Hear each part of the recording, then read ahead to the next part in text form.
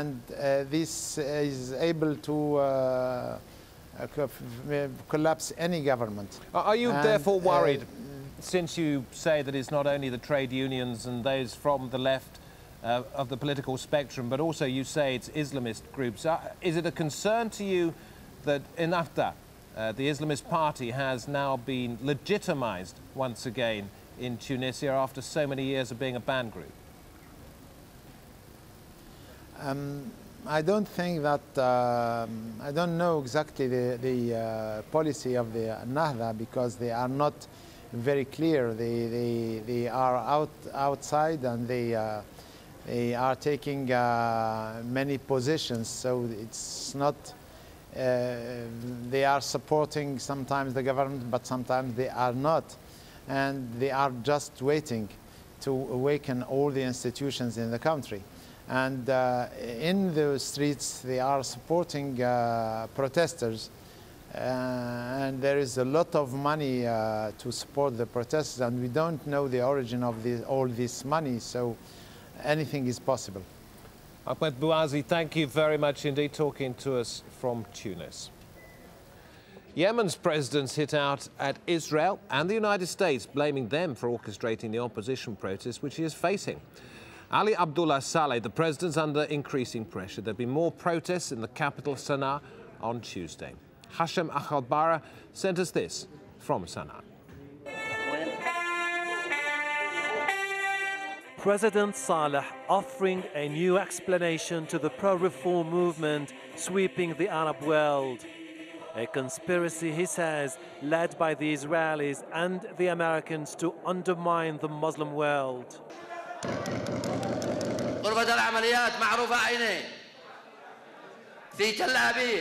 There is a media control room in Tel Aviv, which is the cause of all these problems sweeping the Arab world, and the protesters are just mimicking them. These events are managed by the White House. We hear statements by President Obama asking the Egyptians to do this, then telling the Tunisians to do that. This is none of your business, Mr. President. You are the President of the United States, not the Arab world. President Saleh challenged the opposition to let the people decide who should represent them in new elections, an offer brushed aside by the opposition and the anti-government protesters, who once again converged on this square near the university campus, asking for Saleh's departure. Mr. President, if you love your country and care for its unity, and if you are genuine about preventing bloodshed, go. Nobody wants you. You will eventually have to go. We are in a situation where the government and the protesters stand their ground.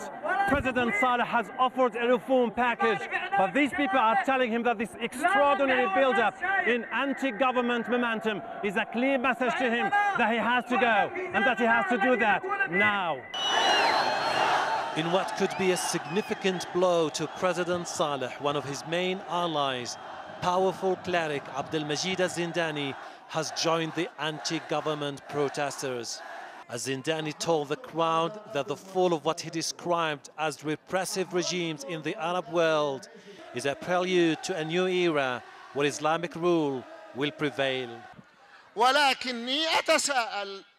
Is this the beginning of what will be the divinely guided Islamic caliphate? Let us hope so. To you I want to say, you have embarrassed all the generations that came before you for what you are about to do. The atmosphere here is festive and defiant. Demonstrators chanting in one voice, Saleh has to leave. Not far from here, a parallel demonstration of Saleh's loyalists waving flags and brandishing his posters. They say they are ready to fight to death for their leader, raising the prospect of a protracted standoff in a country beset by internal conflicts. Hashim Al-Bara, AlJazeera, Sana'a. Going to move further south in Africa in just a moment to see how far the people of Zimbabwe are prepared to go in calling for their president, Robert Mugabe, to step down. And in India, more on the 11 men sentenced to death for arson. Stay with us if you can here on Al Jazeera.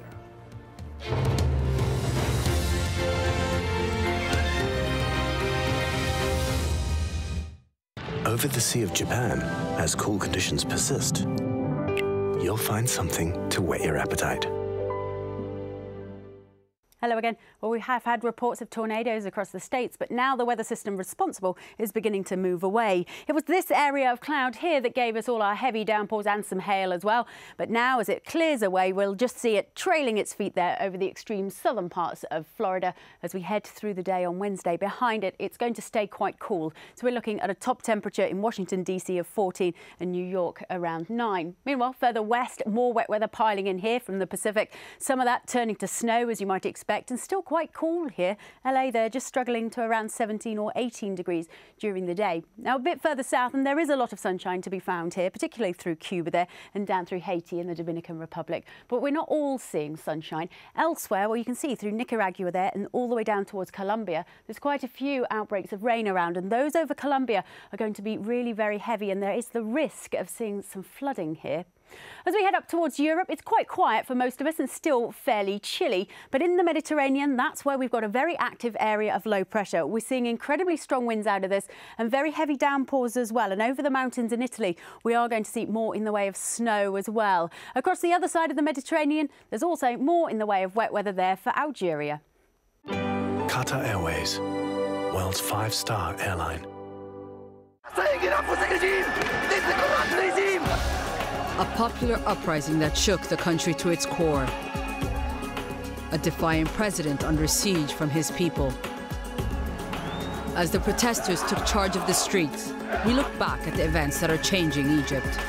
I will stay on the air if I can until the police come. In a special program, Al Jazeera gives you a day-by-day account from those that witnessed them firsthand. Egypt burning, at this time on Al Jazeera.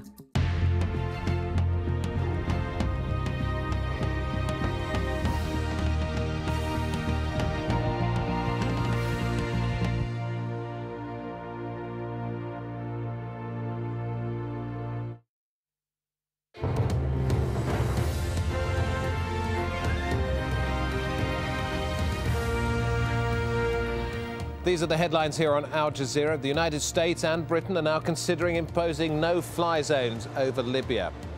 Meanwhile, Austria's frozen the assets of Libya's leader, Muammar Gaddafi. And the US Secretary of State Hillary Clinton's been warning that Libya is on the brink of civil war. Tunisia's most prominent opposition politician has quit the country's interim government.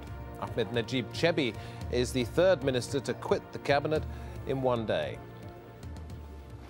Now, there have been reports that Iranian security forces have used tear gas to break up anti-government protests in the capital, Tehran. Iran is denying that it's jailed two opposition leaders, Mir Hossein Mousavi and Mehdi Karoubi. Children of the two men, though, repeated their claims on Tuesday that Mousavi and Karoubi and their wives are being held at the Heshmatieh prison in Tehran. The Foreign Ministry has refused to discuss the whereabouts of the men and their families. There have been protests in Jordan where mass rallies are being planned for Friday. A reform group published a declaration called the Constitutional Monarchy Initiative online. They want King Abdullah to give up